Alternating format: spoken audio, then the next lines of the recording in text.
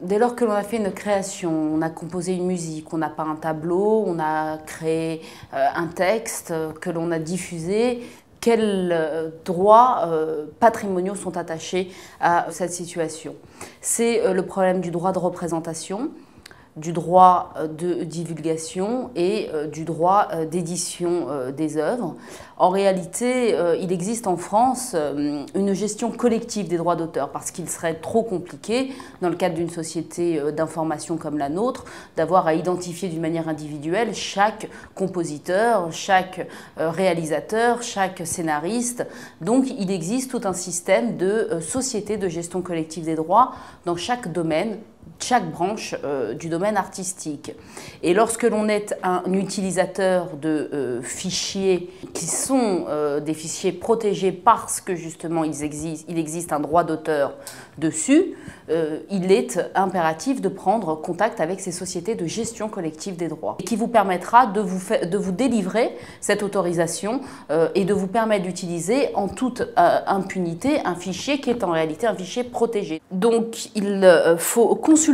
ces sociétés de gestion collective des droits pour obtenir l'autorisation et en contrepartie permettre aux auteurs d'être rémunérés, car les droits d'auteur c'est quand même fondamentalement quelque chose d'existentiel pour les auteurs et on ne peut pas piller l'œuvre des auteurs en utilisant ces œuvres sans consulter les sociétés de gestion collective des droits qui permettent la rémunération des auteurs. Donc en fait il y a un forfait, vous payez et c'est reversé d'une manière équitable par les sociétés de gestion aux auteurs qui se sont inscrits auprès de ces sociétés, qui sont adhérents. Et vous pourrez dans ces conditions utiliser n'importe quel fichier en toute légalité.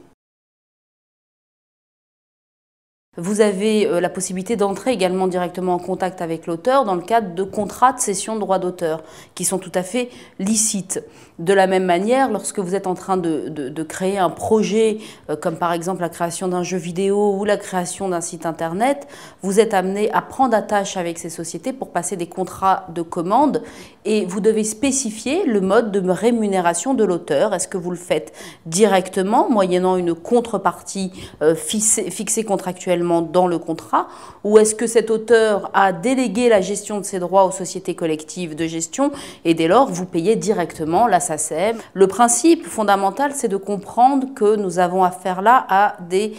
cessions de droits d'auteur et que ces cessions, dès lors qu'elles sont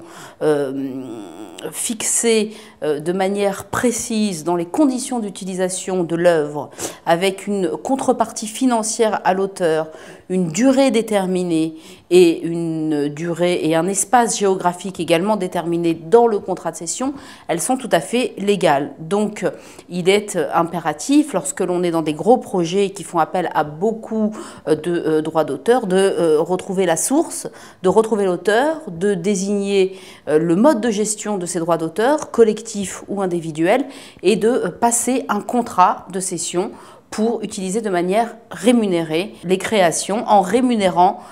l'auteur en question. C'est autre chose que l'utilisation libre